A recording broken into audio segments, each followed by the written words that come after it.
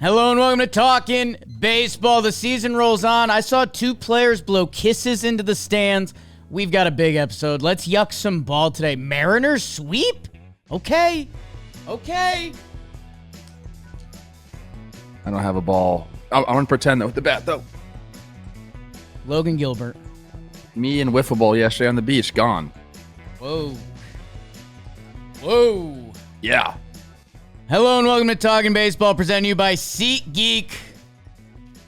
The MLB season is here. Make sure you use code TALKIN2025 with our partners at SeatGeek.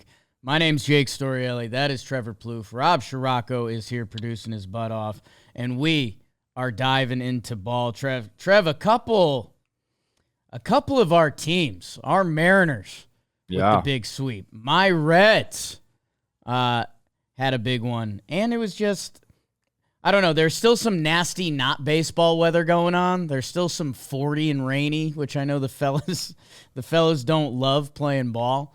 But also we're seeing some teams, I don't want to say separate. It's a couple weeks in, but like, we got to talk some Padres. Like, those guys, my goodness. And the Dodgers have lost 6 of 9, so maybe everyone celebrates that. But Trev, how are you? I'm doing great. I'm out here in Florida on a beach vacay, but still putting the work in. I did dominate yesterday. A little bit of kickball, a little bit of wiffle ball down there on the beach. I had to assert my dominance. That's what we do. But yes, a lot of good baseball was played. And, look, the weather, don't talk about the weather. Everyone's got to play in the weather, Jake, all right? Yeah, you're right. And I can't wait to hear your award today. I have a good one, and I can't wait to hear yours. Wow. PCA, blown kisses. That was to his mom, okay? Yeah, that was nice. Jeff Hoffman, a little more malice in his kiss. A little bit, yeah. We like kisses, but a mean kiss, kind of like, I kind of like it. It wasn't the players that said you can't be on our team, unless the team doctor was there that turned down his physical. Then that kiss is actually kind of badass, but I don't think so. I think that's just athletes being athletes, which is all we know. Trev, I mentioned, let's get into the ball. I mentioned SeatGeek off the rip. Talkin 2025, people. 10% off any tickets at SeatGeek. Go see your team. I'll tell you what, New York City, I think we're seeing a 6 on the thermometer today. Needed that. Okay. Not 6 degrees, but 60-something. And it's time to go to the ballpark. Go see your team. Code TALKIN2025.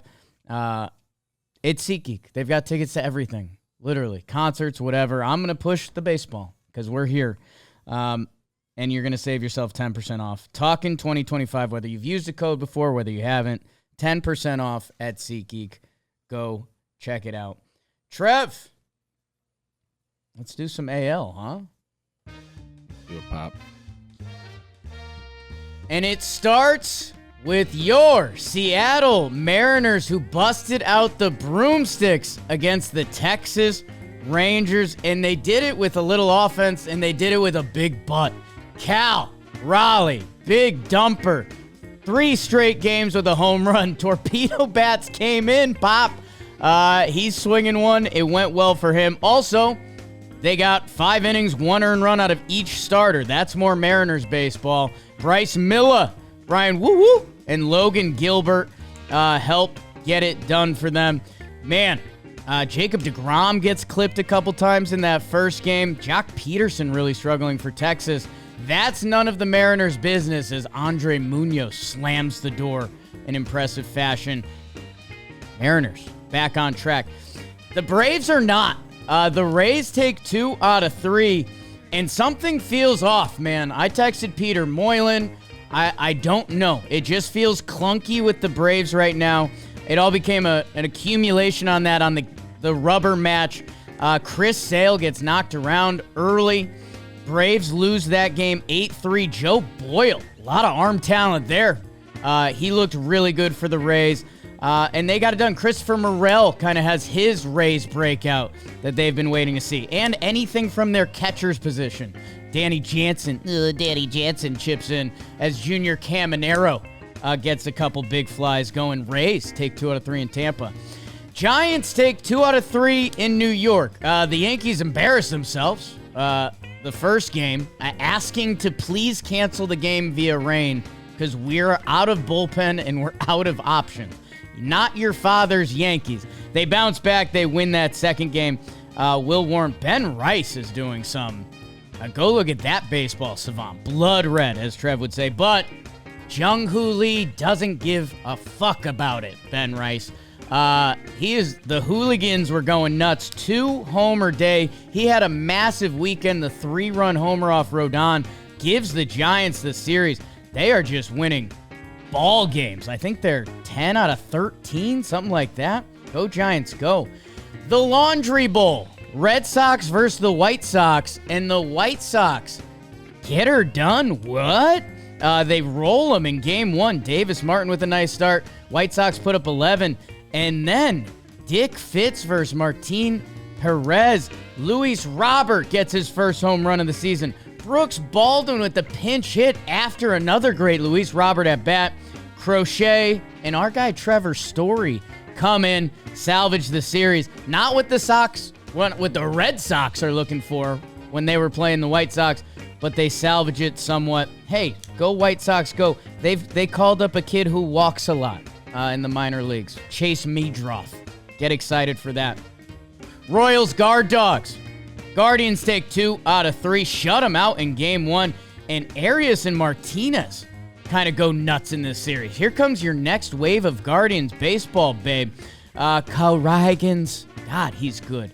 7.2, 1 earned run on that final day. A little comeback by the Royals to not get swept by their division rivals. Speaking of division rivals, your Angels, Trev, they lose 2 out of 3 from the Astros. You're gonna hear some Isaac Paredes coming up because he's finding the Crawford boxes. That's why they brought him in. That's what he does.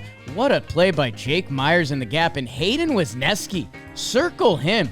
He was another body in that Kyle Tucker trade. Might be more than a body. 6 innings, 0 walks, 10 Ks. Kyron Paris still getting it done for the Halos. Same with that Trout guy. But Astros, they win 2 out of 3. Twins, Tigers, Trev. Twins lose again. Tigers take 2 out of 3. Spencer Torkelson is on another planet right now where he is putting baseballs in stadiums.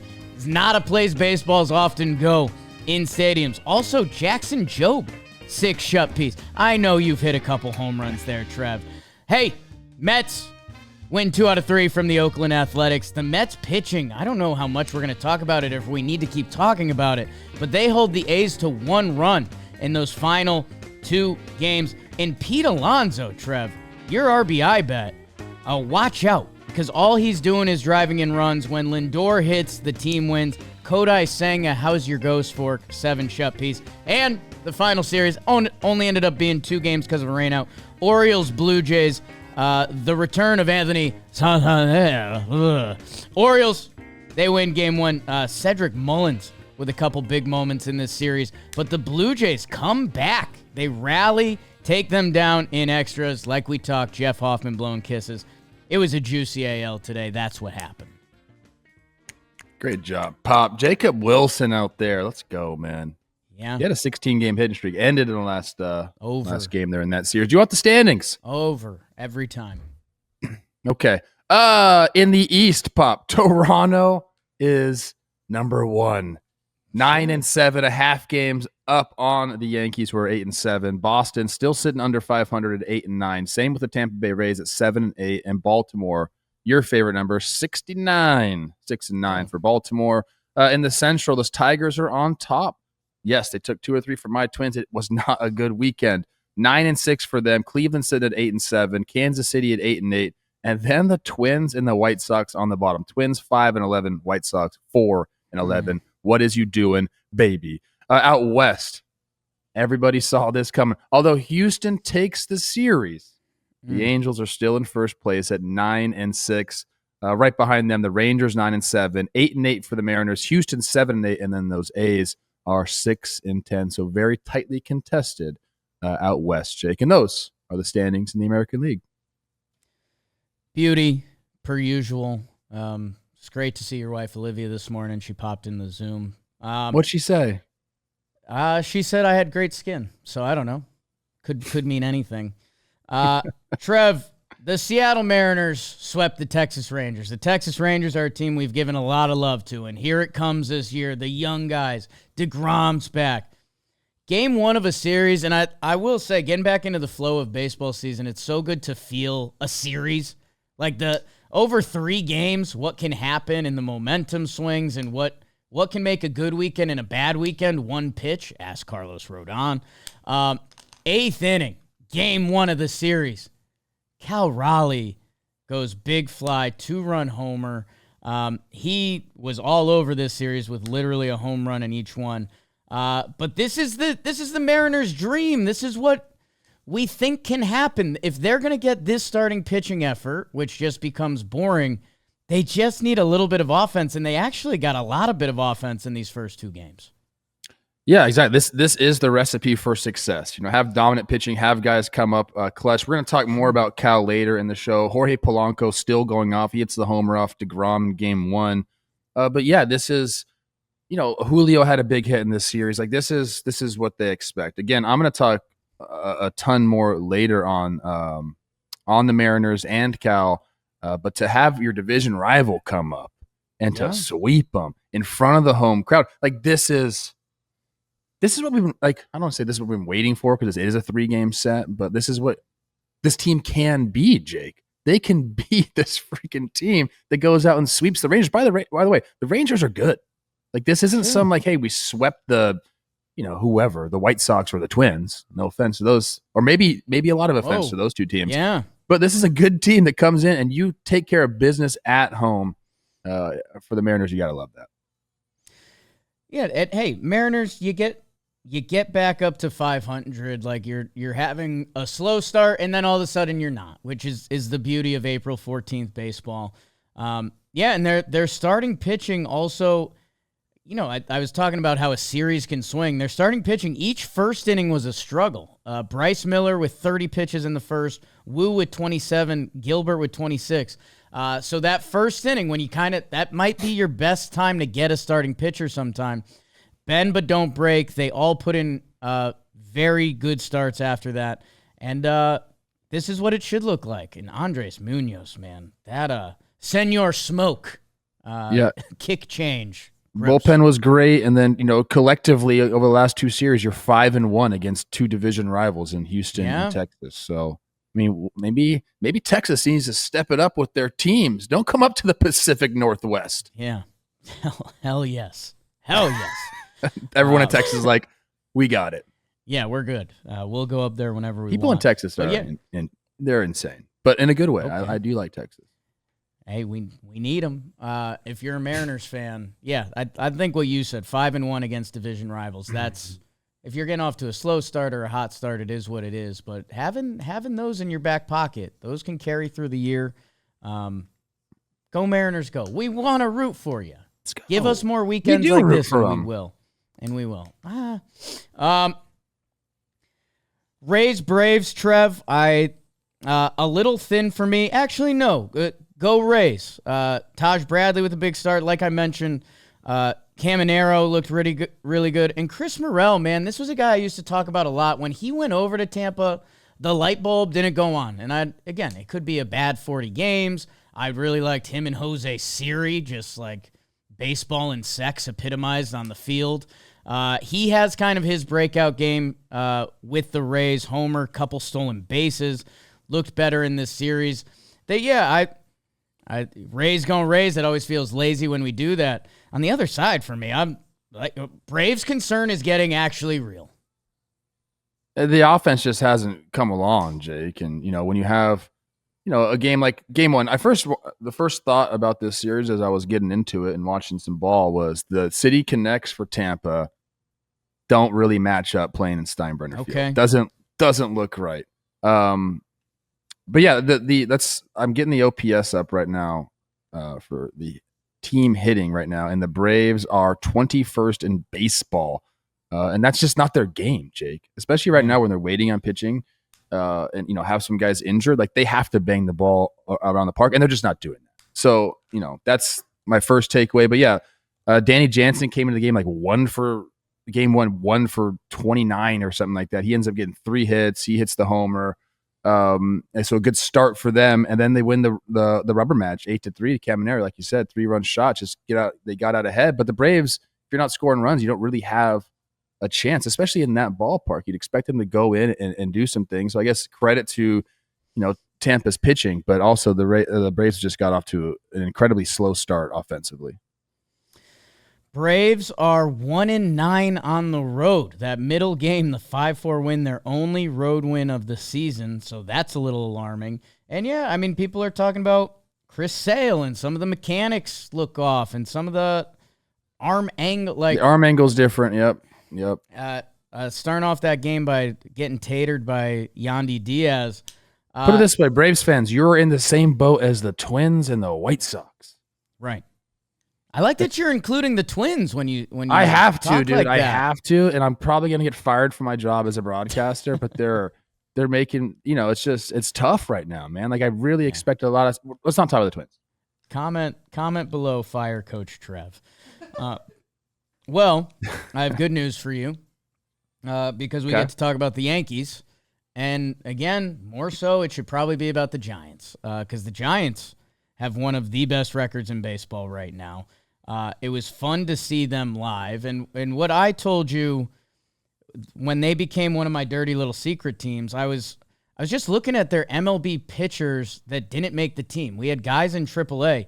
You know who had a huge moment in this series? A guy I've made a lot of jokes about, Hayden Show Me Your Bird Song. Mm-hmm. He's pitching out of the bullpen for them. He gave them 2 innings of just wipeout filth, of just, you're not going to hit this.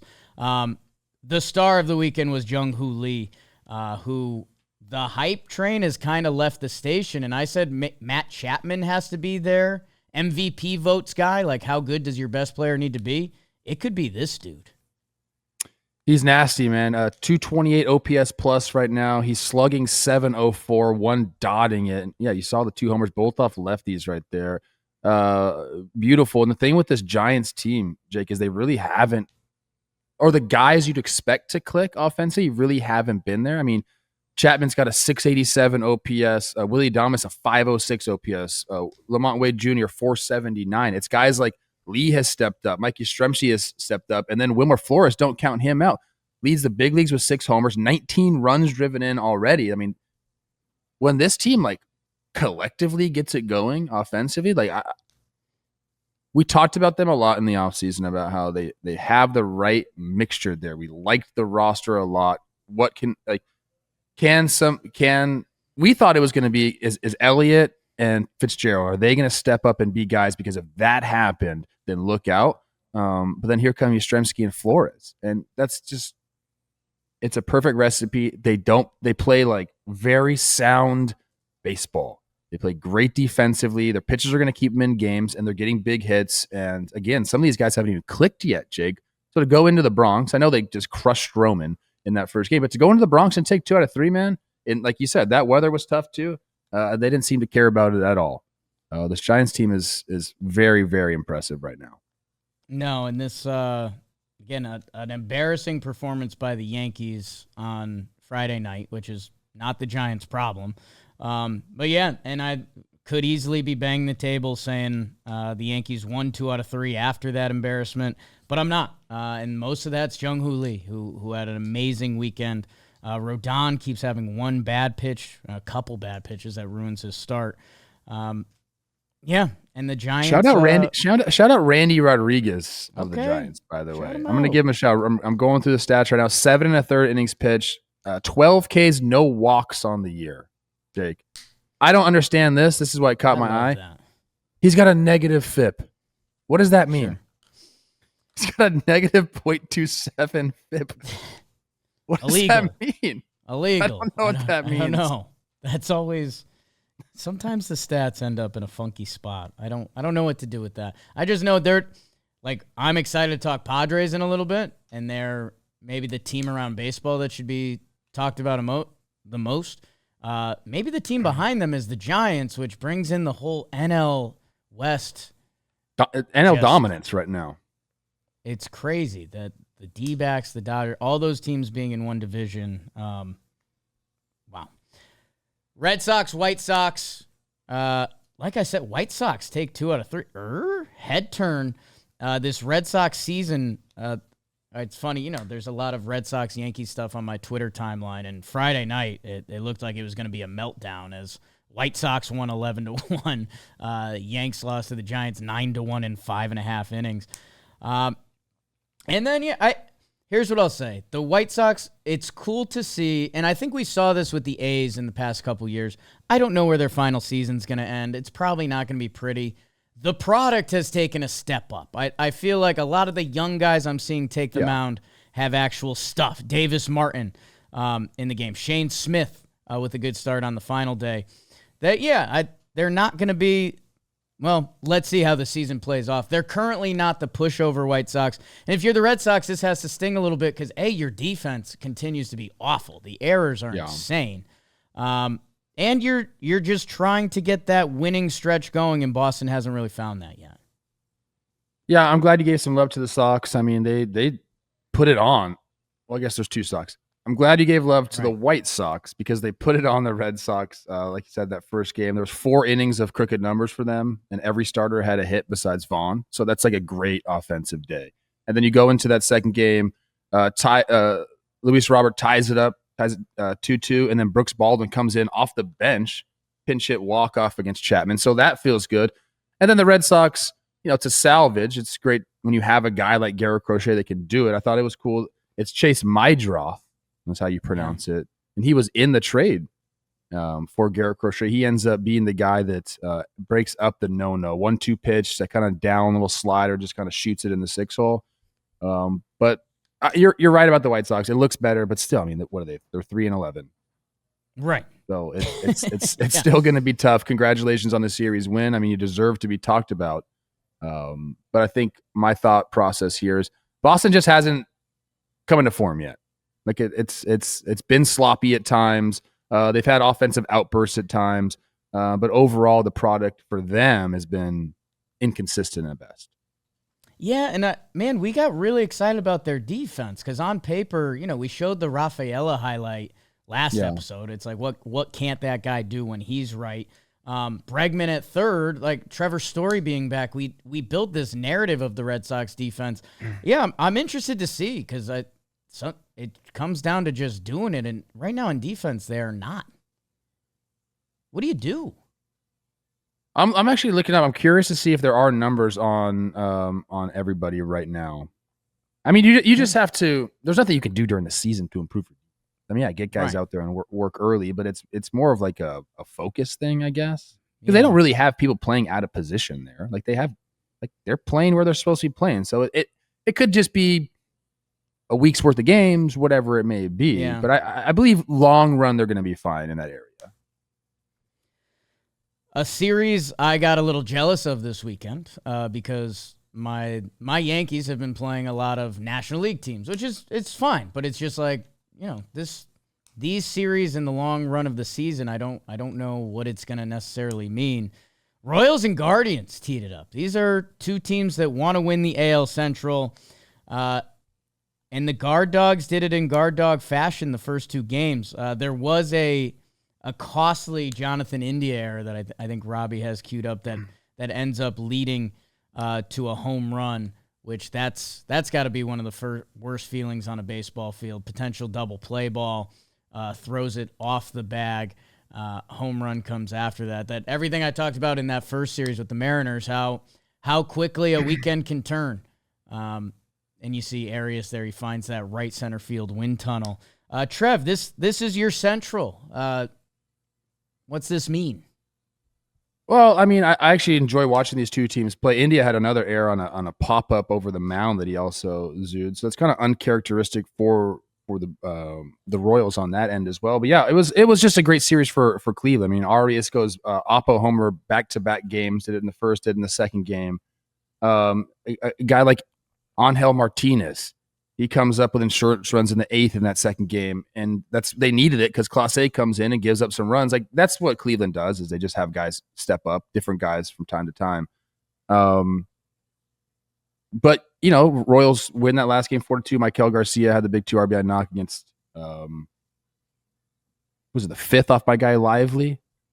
So good baseball. I think that's gonna, this is what the Central is going to be. Whether the Twins are involved in it or not, it's going to be the Royals, the Tigers, and the Guardians battling it out for whatever playoff spot they have.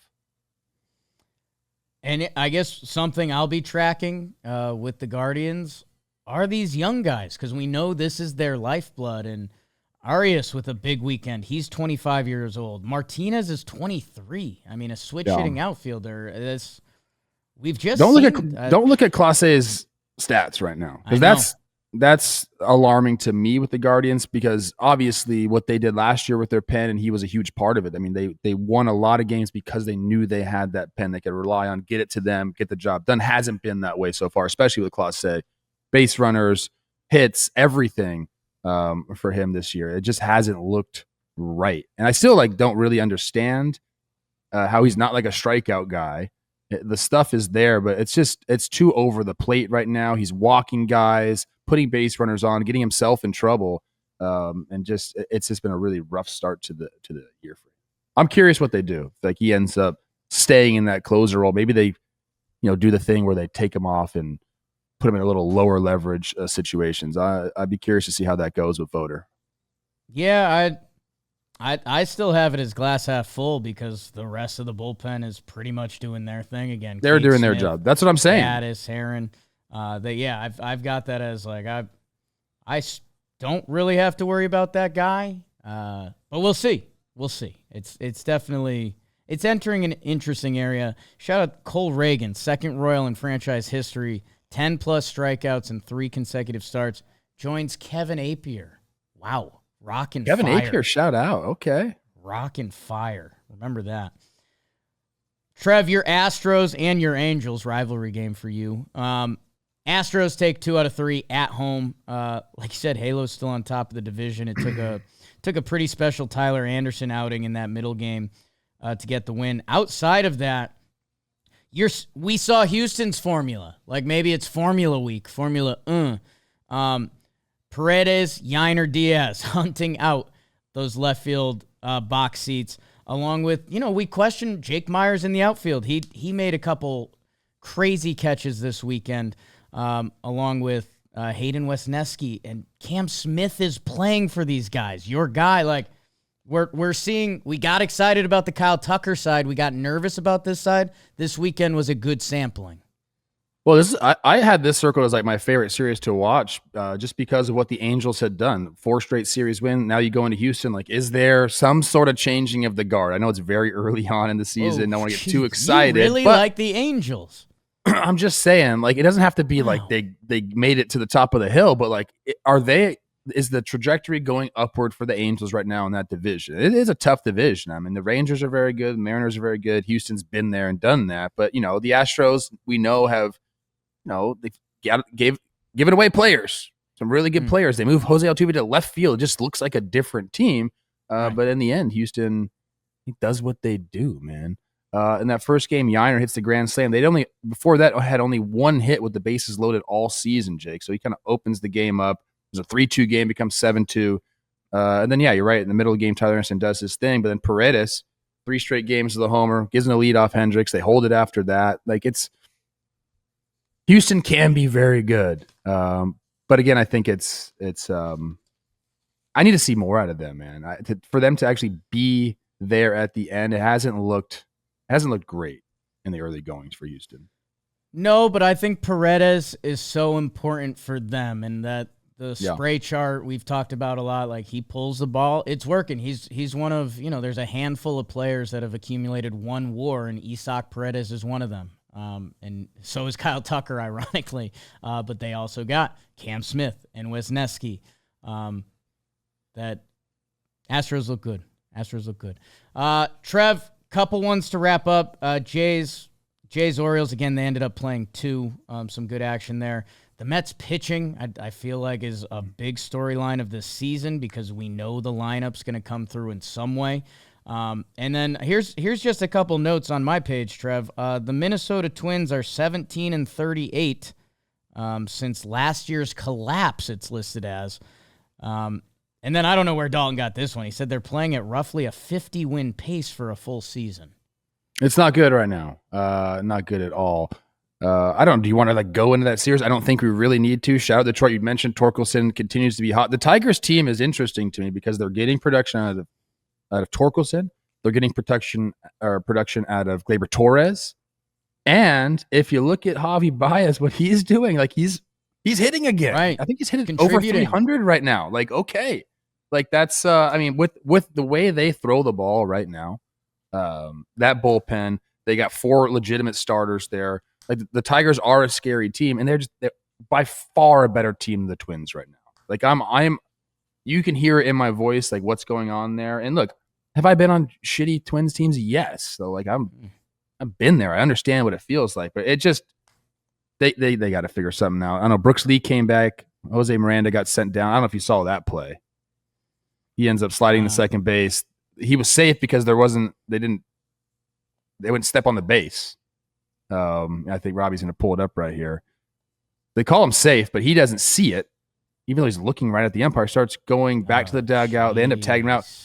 He was struggling at the plate. They end up sending him down for Brooks Lee after this game. And, he's a guy they expected to really produce. But it's been really bad for the Twins. Sick sport sometimes. Jose Miranda, the longest hit streak ever, or at bat streak.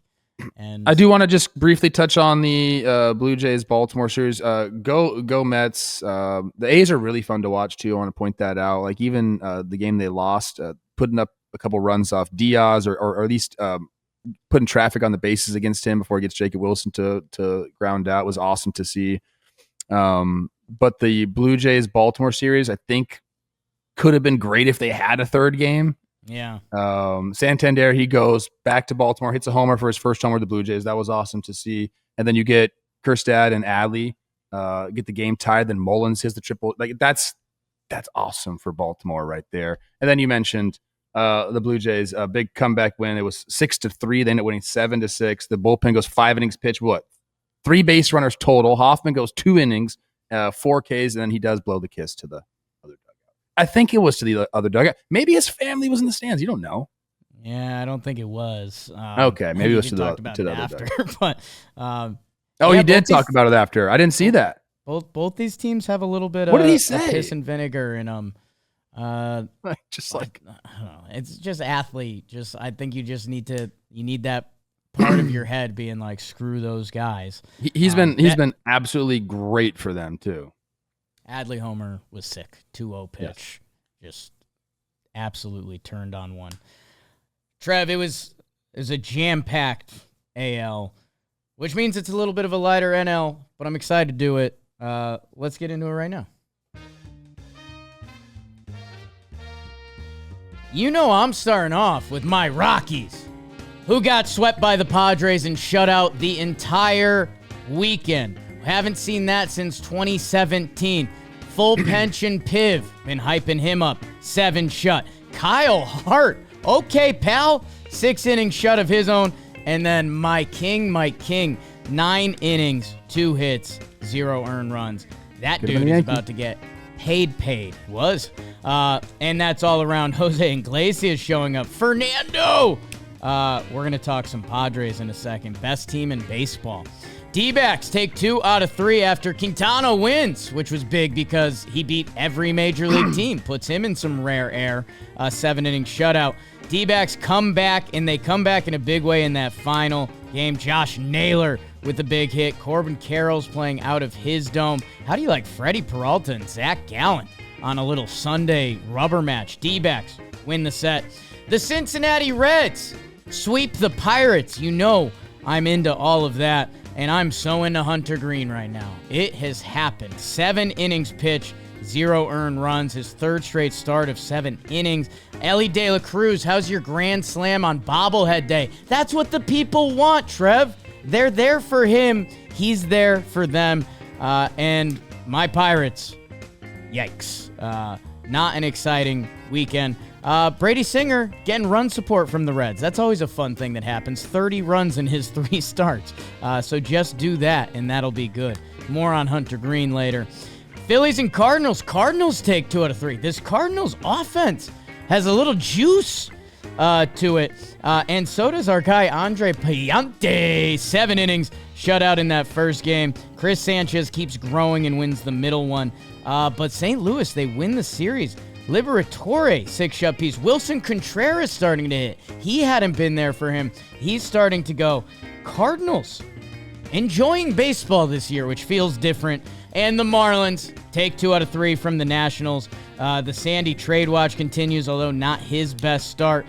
Griffin Conine with a couple 2-hit games. And how about never nervous Matt Mervis with a couple home runs? Look for his name on the home run leaderboard. Enjoy it, kid.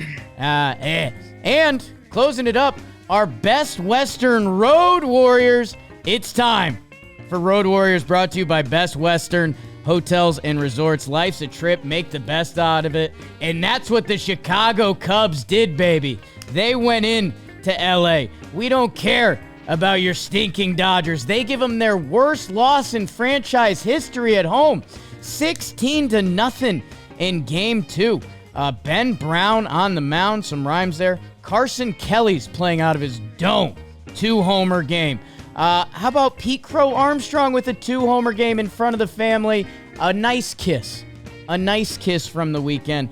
The Cubbies get their redemption from opening day across the big pond. They get it done. Michael Busch redemption game. Justin Turner. That's what happened. Cubs take 2 out of 3 from the Dodgers. Great job, Jakey boy. Yeah. ECA with a very nice kiss to his mom. Beautiful. How can you not like blow kisses to your mom? I don't know when the last time I blew a kiss to my mom was. Yeah, I guess not a lot of opportunity for that. Just do it next time you see your mom. I used to, my soccer playing days, I'd usually play in the fall, and if there was a game on Mom's birthday, I was scoring. Yes, you were. And I was scoring, and I usually would. So, good for me. Do you have some standings?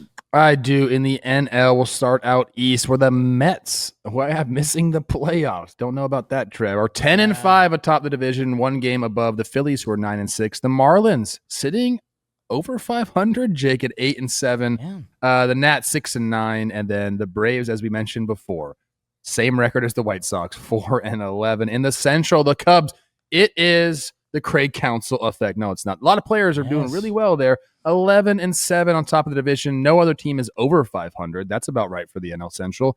8-8 for the Reds. 8-8 for Milwaukee. 7-8 for the Cardinals. And then Pittsburgh down there at 5-11. And then out west, this is the dream division right now. 13-3 for the Pods. Are you kidding me? 11-4 for the Giants. 11-6 for the Dodgers, who are in third place. They stink. Just kidding. 9-7 for your Snakes. And then Rockies 3-12. And those are the standings in the National League. Trev, in sports, coming off of Masters weekend, we want stuff to matter. Rory dropping to his knees on the green. That was awesome. If you're in the golf world, even if you're not and you tuned in, you loved what you watched this weekend. The Yankees, 5th inning, bro. Whoa, World Series. Padres had the Dodgers beat. They're division rivals. The constant bad man. And we do this whole offseason. The Dodgers sign everyone. Hell, the Snakes had a great offseason. Here come the Fathers, 11-0 at home. Tough to pitch with them. Tough to hit with them. Jose Iglesias showing up in box scores this weekend. This was a special weekend, man. We haven't seen a shutout over August 2017. I know it's my Rocks, but the Padres look like they're playing motivated baseball. Could I bring the Padres down real quick? No, you cannot. And then bring them back up. Okay. It's just a little jab, and then I'll let them knock me out.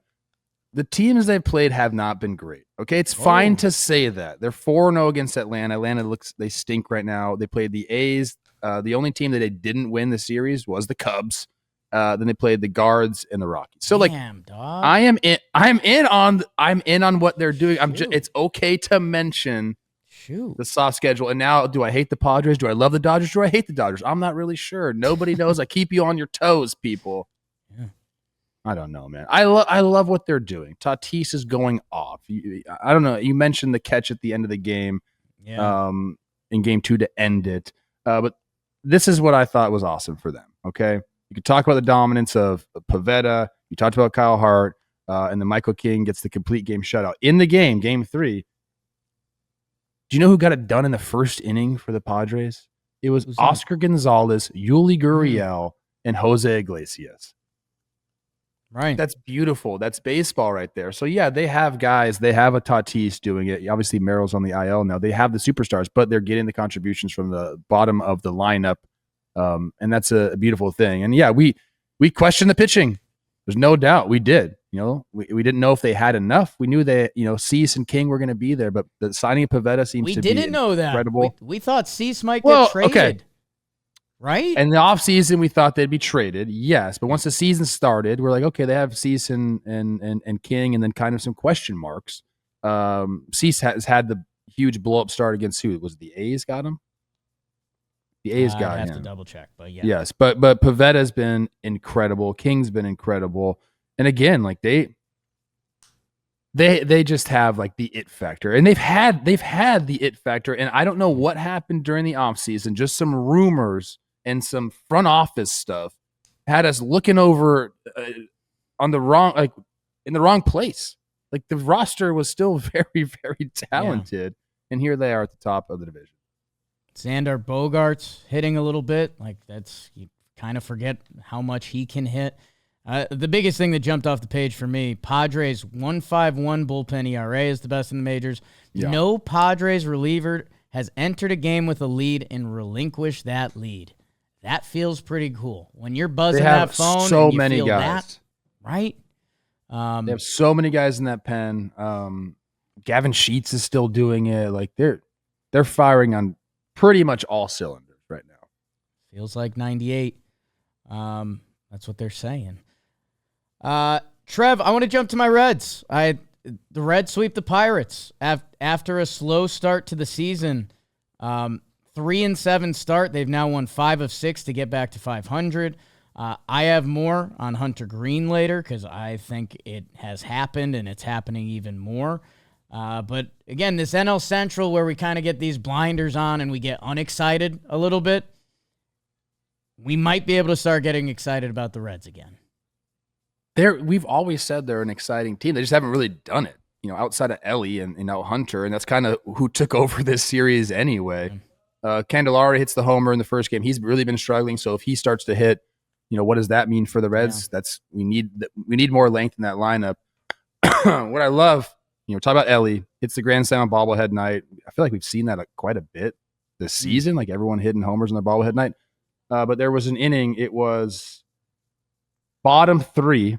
Ellie gets on. He steals second base. Spencer Steer walks. Ellie steals third base.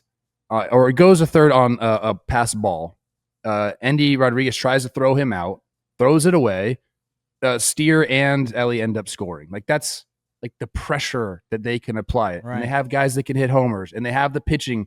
Abbott threw well in this in this series. And obviously Hunter Green, I think you're going to talk about him later. Like, they have all the components to be a very good baseball team, Jay. We just kind of been waiting around for it. And hopefully we got a sign of it this weekend, or we can look back in a couple days and say, well, that's unfortunately Pirates baseball. Trev, let's do Cubs-Dodgers. Cubs-Dodgers, I mentioned it through the Best Western Road Warriors, and we talked about our general excitement for them. I guess what did you see this weekend besides the blowout game and then an awesome comeback win against Clase now and an awesome Sunday night baseball game? I saw 2 really, really good baseball teams. Yeah. Especially for the Cubs to come back and take the next 2 games. Yamamoto deals in that first game. Boyd matching him kind of pitch for pitch before Edman hits the. Why is Tommy Edman all of a sudden a home run hitter? You got to figure that out. Love it for him. I believe that was a 1-0 slider that Boyd kind of hung. He went down and got. But then after that it was like, Michael Busch, he wants blood. He's like, I should have been a Dodger. I should have done that. Homer's in the top of the second, tries it a grand slam. Pages robs him of that glory. But then after that in game 2, the Dodgers bullpen just got absolutely blown up. Kasperius had a really, really tough outing. He's thrown so much for them this early going in the season, and just kind of all unraveled for him there. And then in game 3, it was the PCA game. 2 homers and a triple. I was actually watching that last night with everybody, talking about PCA, to do it against Glass now too, like 2 local guys in LA. And this Cubs team can be very, very exciting. And I think I think you have to really give credence to the fact they went into LA and did this, especially after, like I said, Yamamoto dealt against them, and Sasaki also dealt against them. But they go and get it out of the bullpen. It's just good, clean baseball the Cubs have been playing right now. They came in as the best offense in baseball in that game one before Yamamoto shut them out, and then they showed it the rest of the way. Go check out Rob worked very hard on our vlog of our Chicago trip. PCA featured in that a little bit, and he's a special talent. Interested to see the next steps with that kid, because if you look where those homers went and the way he can run the bases, it's all the tools. He has all the tools. And yeah, Michael Busch is this weird, like, Dodgers traded him for prospects. It felt off at the time, and he's becoming a very good major league first baseman. Yes.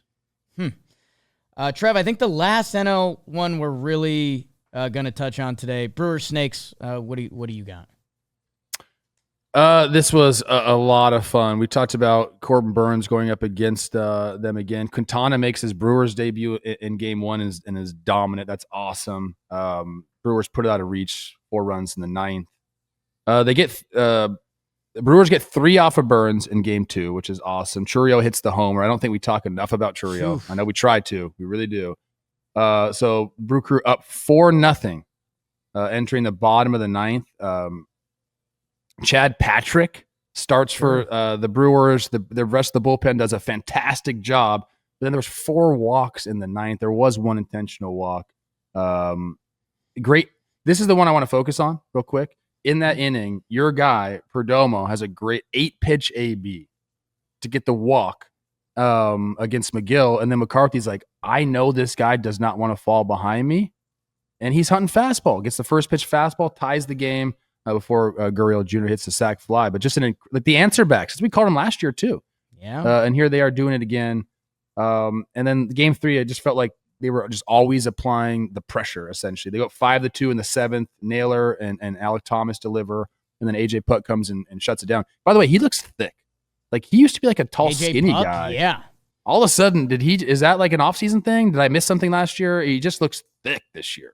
Just big country vibes, man. I mean, he looks like every meal goes to his legs. I just think this is great baseball. These two teams play fundamentally sound baseball, and the Diamondbacks just have absolutely no quit. It's exhausting. It's got to be exhausting playing them because they don't stop, dude. It's like quality at bat after quality at bat, and they continue to go. They have different ways to beat you. Like I said, I think that Perdomo at bat was the at bat of the game. Yeah, he's on some WAR leaderboards this year. Some of his contact stuff we've talked about. You're right, relentless, and I don't know. It just feels like everyone's got a party trick too. Like you'll see Thomas or Carroll swing, and you're like, oh, dude, those guys fly. McCarthy, yes, and Naylor's been awesome. Did you see him in Old Town? Cards, we got eyes on your offense. Like we've told you guys, Fish, we're so proud of you. It's tough to hit every series. We'll get more of you next time. Cardinals go keep Matt winning. Mervis. Hey, go check out James Wood's 3-0 homer. That thing was a line drive that went 10 feet off the ground out to left center. It was insane. Let's go check it out. But first, let's go check out Standout Performances. Standout Performances. Standout Performances are brought to you by BetterHelp. Today's episode is sponsored by BetterHelp. Let's talk numbers. Traditional in-person therapy can cost anywhere from $100 to $250 a session, which that adds up fast. But with BetterHelp Online Therapy, you can save, on average, up to 50% per session. With BetterHelp, you pay a flat fee for weekly sessions, saving you big on cost and time. Your mental health is worth it, and now it's within reach. It's not just for major life curveballs. It teaches you how to set boundaries like a pro and become the MVP of your own life. It's like having a personal coach to spot the winning traits and develop them yourself. BetterHelp makes this process as easy as watching the game from your couch. 30,000 therapists, 5 million people helped worldwide, knocking mental health goals out of the park. Your well-being is worth it. Visit BetterHelp.com/TalkinBaseball to get 10% off your first month. That's BetterHelp, HELP.com/TalkinBaseball. You want me to dance? No, I'm going to go. I got Isak Paredes, pick a game. On Friday, he went 3 for 4 with the homer, an RBI, 3 runs scored, 2 walks, homers in 3 straight games. We know in the offseason, we're like, okay, we're Bregman's not coming back, so how are you going to replace that production? Well, Isaac Paredes right now, 276, 382 on base for an 831 OPS, 143 OPS plus. He's got 9 runs driven in. Alex Bregman, no slouch, but the numbers for Paredes are better. Yeah. So you know, big shoes to fill. He's been filling them, Pop. How quickly did it happen? For him, a couple times now where he was a big-time prospect. It wasn't clicking in Detroit. Although it's always funny looking back at these guys that get called up when you're like 21. And it's like, well, if you're getting called up at 21, you've got some special tools in the belt. It didn't click with Detroit. He goes to Tampa, and everyone's like, oh, the Rays, they found another guy, and all he does is pull homers. And then he went to the Cubs, and it was like, I don't know if Wrigley's a great fit for him. And it kind of wasn't. That now he's in Houston, which should be a dream fit of a ballpark. 1 WAR on the season, 3 homers over the weekend. I think he's going to earn a lot of fans in Houston very quickly, and he is just going to turn on the ball. He doesn't have a homer to center. They're all just... He doesn't need to. It's no need. So Josh Willingham said, he goes, what's the closest distance to hit a homer? Down the left field line. That's where I'm going. Big weekend for Houston and Isak. Hey, I mentioned this guy a lot at the start, and he deserves to be mentioned more now. Jung Hoo Lee, the hooligans in San Francisco are going nuts over this guy. First ever lefty to hit 2 home runs off Carlos Rodon in a game. Second in OPS in the majors behind Aaron Judge. Excuse me? The grandson of Wind, one of the cooler nicknames to ever exist. Because his father was the son of Wind. Yeah, Rodon, there you can ask questions about the pitches. Did Yankee Stadium help the home runs? Probably a little more than playing in San Francisco. Don't care. That's where they played the games. And yeah, man, I guess I was reading some articles early on about this baseball season, and you know, it was like hot takes. It was an ESPN hot take article. And one of the hot takes was Jung Hoo Lee will win the batting title and be a top 5 MVP candidate. And I was like, hey, that's a hot take. It's also one of those things where after seeing him for a weekend and knowing what he can do, it's like, well, in the middle of the lineup, missed a chunk of last season because of injury. If he's back and he's the guy I watch this weekend. I don't think he's going to have 3 homers every weekend, but he can do everything on a baseball field. And he's part of the Giants getting off to this electric start. For a long time, I've talked about the Phillies clubhouse and just how good it is and how locked in everyone is and how they gel together. I think the Giants might be the new Phillies with like the personalities they have in there, good mixture of veterans. They seem to me like they're having like a great time playing baseball. And I know that sounds stupid, but I'm telling you, over 162, you got to have a good time or else, it's just, you play a lot of baseball. You spend a lot of time around each other. You got to, if you have the right mixture of guys, it matters. And I really feel like they do right now. And it's showing on the field. They're tough, man. Their bullpen, Ryan Walker deserves a shout out. That guy was one of the breakout players from last year. He freezes Judge to end the game. Their bullpen is deep. Their pitching is just really deep. Like you said, they don't make a lot of bad defensive plays. They just need one or two guys to have a good game offensively, and they're there. Man, they've got a little.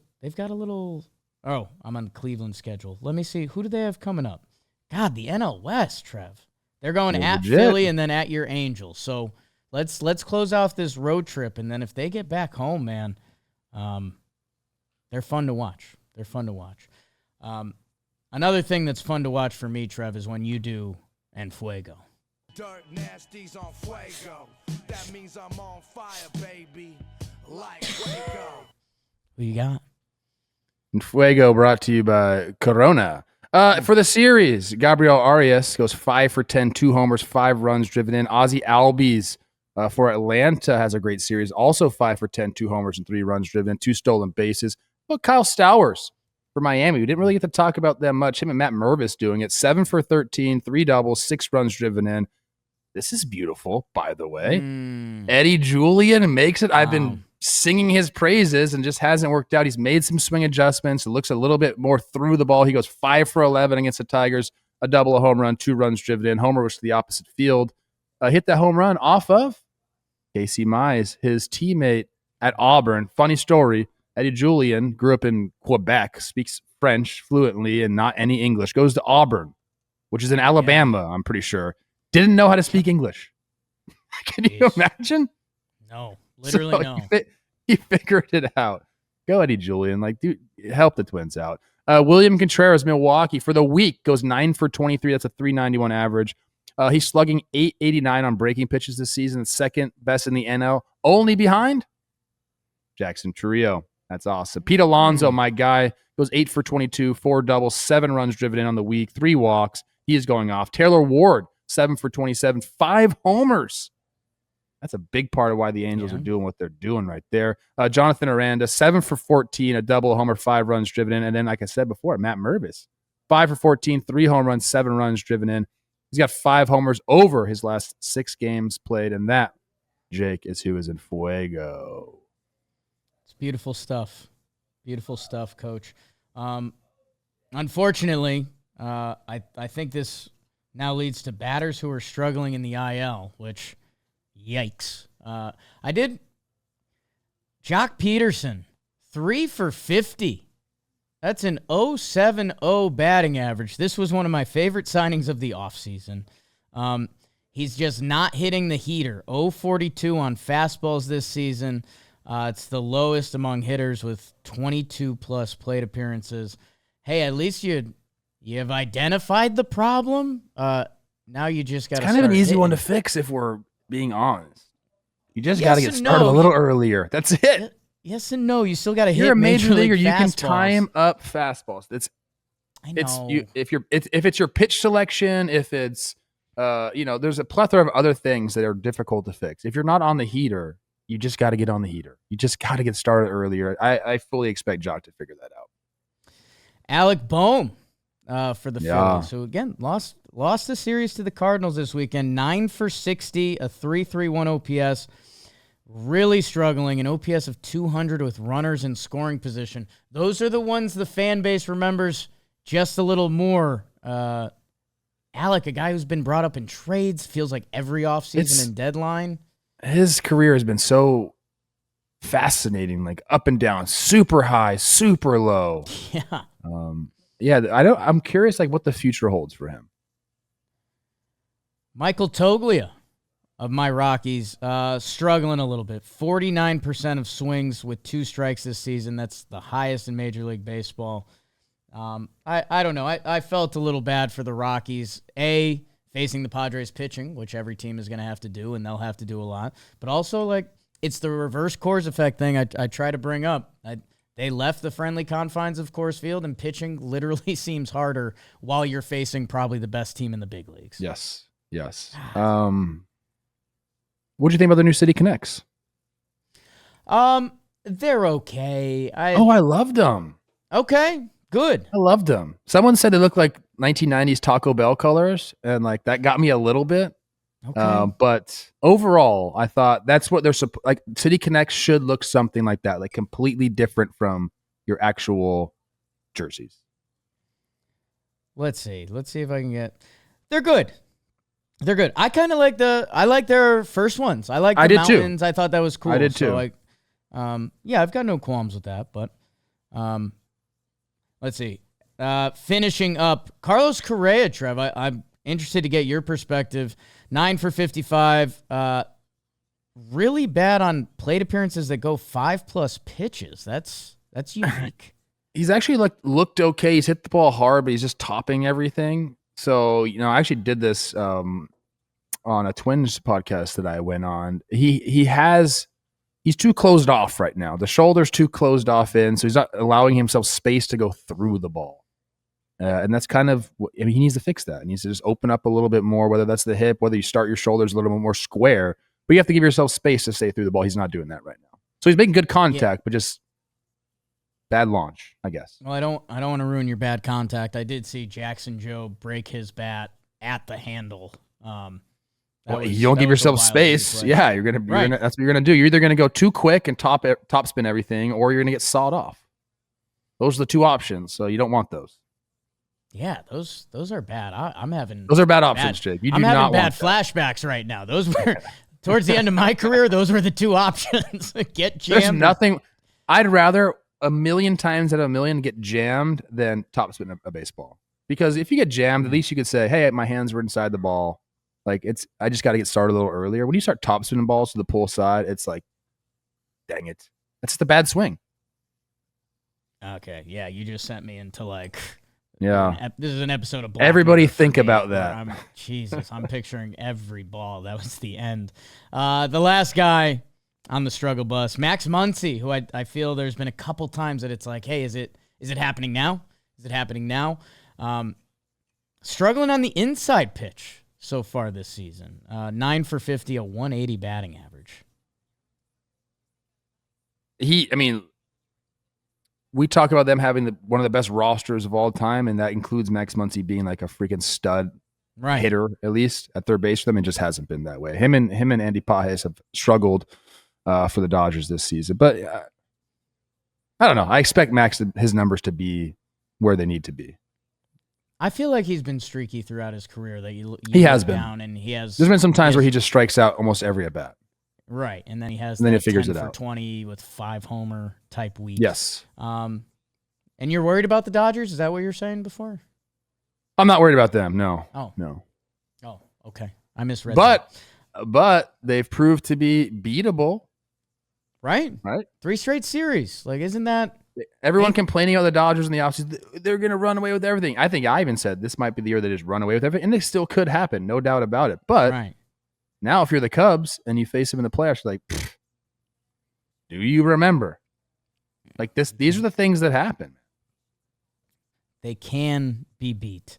The IL segment. Who got placed on the IL? I guess it's not all rainbows in San Diego. Jake Cronenworth, our guy, he goes on the IL. I knew he had a broken rib.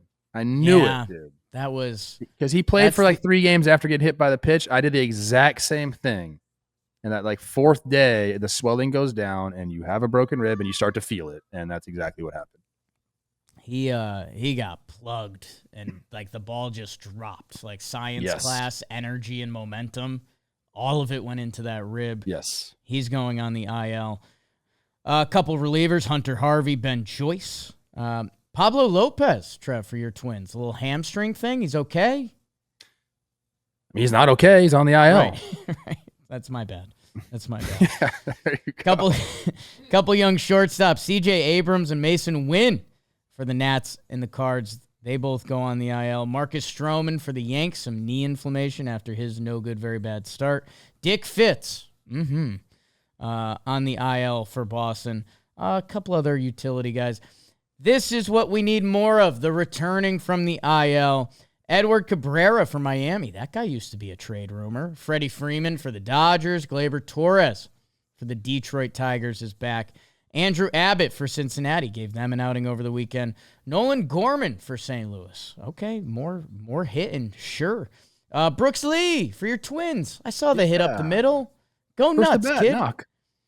Go crazy, folks. Go crazy. Let's start everyone's week.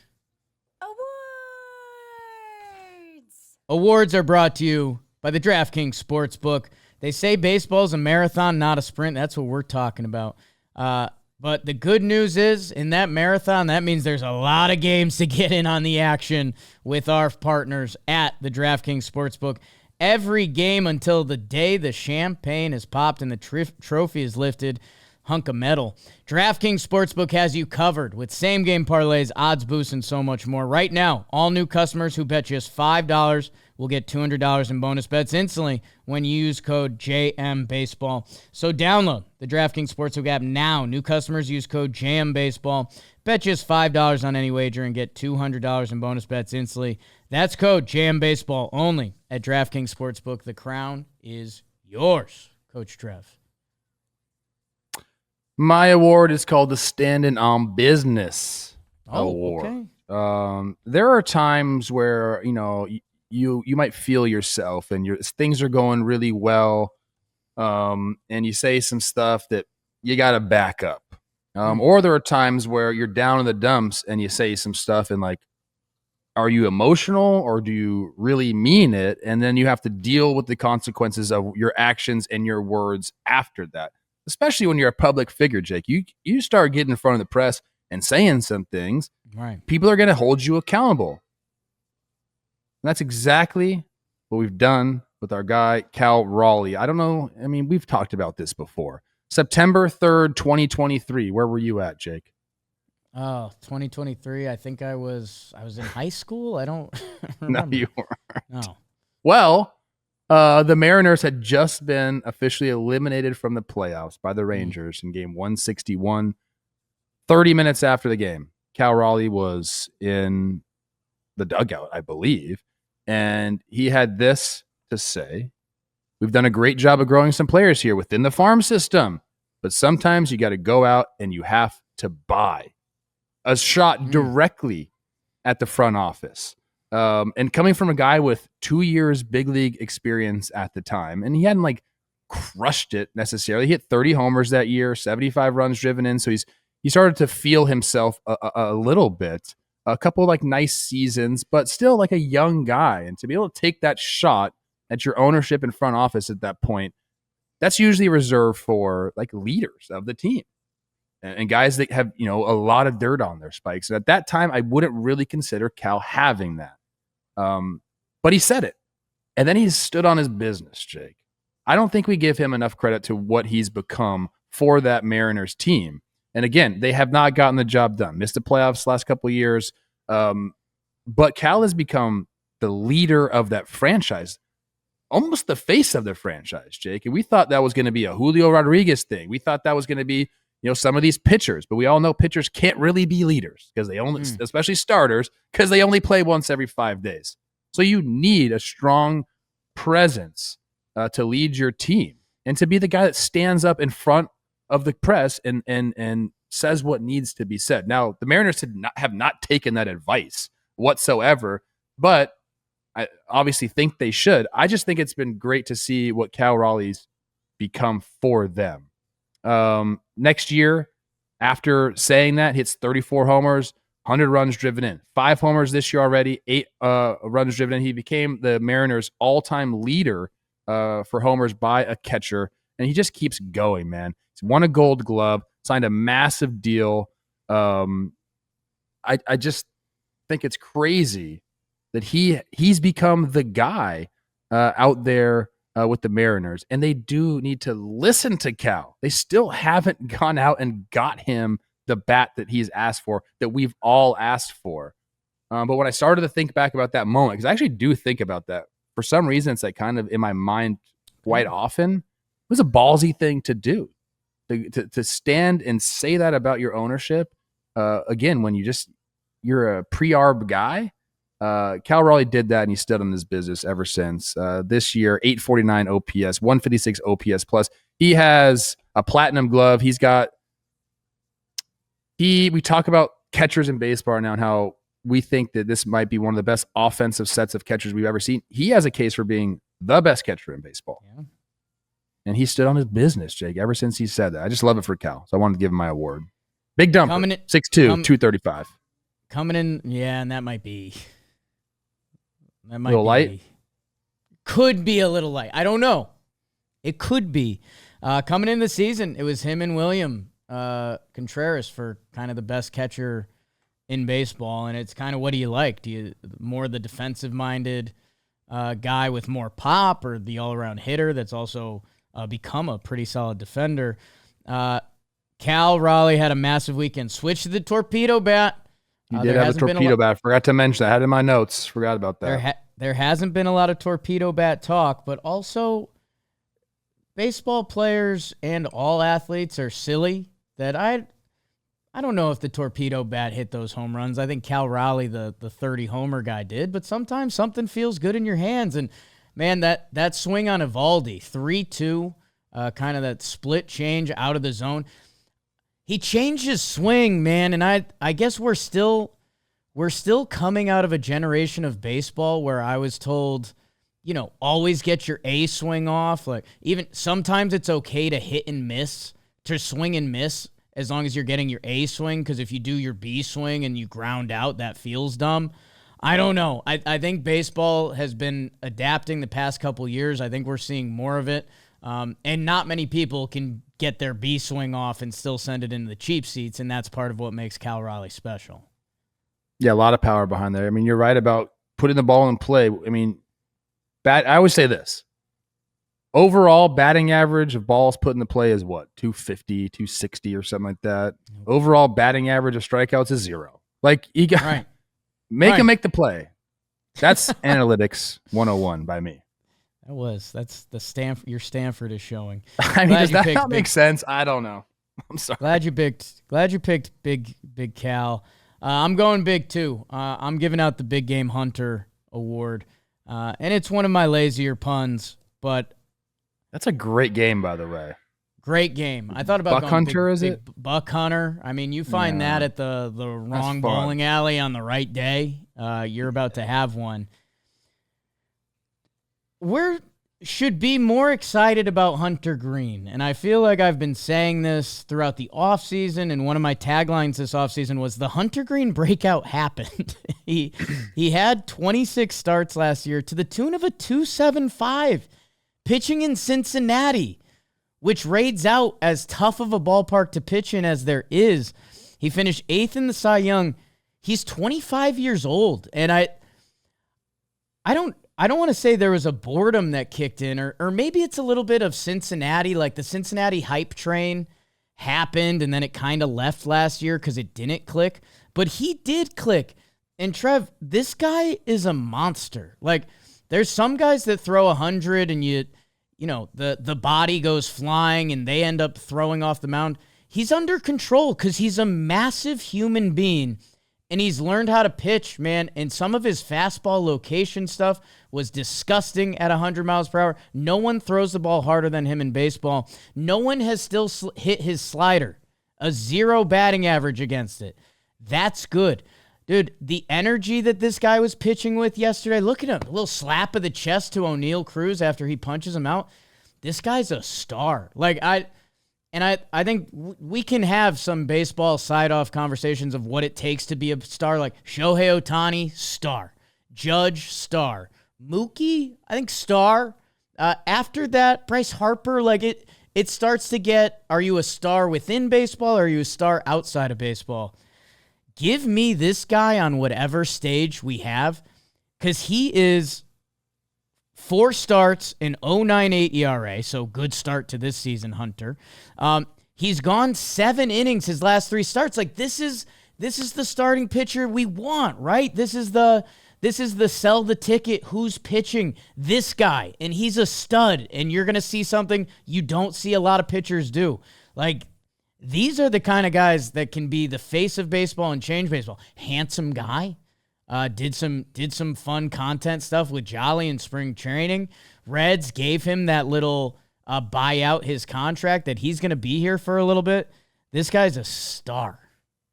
He really is. He's really come into his own. And if people remember, it was a huge deal for him coming out of high school. Went to Notre Dame High School, my rival high school, to my Crespi Carmelite. But I heard about this guy forever. He was a two-way guy coming into the draft. But yeah, it took him a little bit to understand his fastball. Because prior to the 2024 season, it was getting absolutely shellacked. He just wasn't locating it. It was flat. You threw it hard, but it was flat. And that's what I'm talking about. Major League Baseball players, doesn't matter how hard you throw. Like, unless you have movement or location, like you can catch up to 110 if it's straight. But he's figured that out. His fastball has been great. The slider has been great, like you said. And we talk a lot about the on-field stuff with him, but he's great off the field too. He's constantly having these programs where he's giving kids cleats and gloves and just providing the youth with baseball gear, which we know is very expensive. And some of the underprivileged kids don't have the money to have gear. He goes and takes care of it. Like, I love everything about Hunter Green, and he's starting now. Obviously, success helps this, but he's getting really, really comfortable in his own skin. And I think the way he's looked now is the pitcher that he's going to be. Like, I think we just scratched the surface on a beautiful, beautiful career, because you mentioned like it's effortless, yes. 100-mile-an-hour BBs with a slider. He's basically a 2-pitch pitcher. He started throwing a splitter in 2024, but it's 9% of the time he's a fastball slider guy. But the location, the movement, everything's ticked up, and now we're seeing like the true potential of what he can be, which is a Cy Young winner. I watching the highlights, I was like, oh shoot. Like, I understand why there's Skeens mania, and rightfully so, but like Hunter Green can enter that realm. And like you're saying, he's all around dude that if the Cincy train does take off this season, like, give me that guy in a 1-game wild card. Because right now, literally no one has hit his slider. Yeah. Zero. Yeah. While throwing, like, the hardest in the game.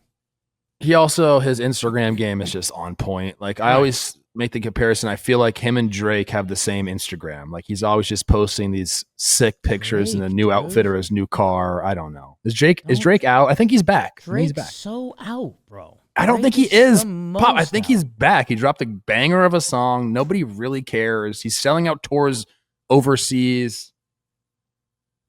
I guess comment below if Drake's back or not. Comment below. Trev, excited to see you at the midweek. Again, midweek's more topical, more recaps during this. You guys know your team better than us. Tell us what we missed. Tell us what we should be talking more about. We love you guys. A little sunburn? That's called a sunburn. Yeah, Jake sucks. You heading back to the beach? Olivia gave me oil with like SPF 15 yesterday, dude. Oh, she's got this bronze Egyptian skin, and I don't. Can't do that.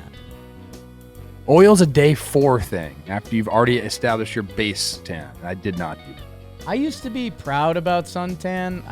Give me the good stuff. Give me my face. Give me my shoulders. That's it.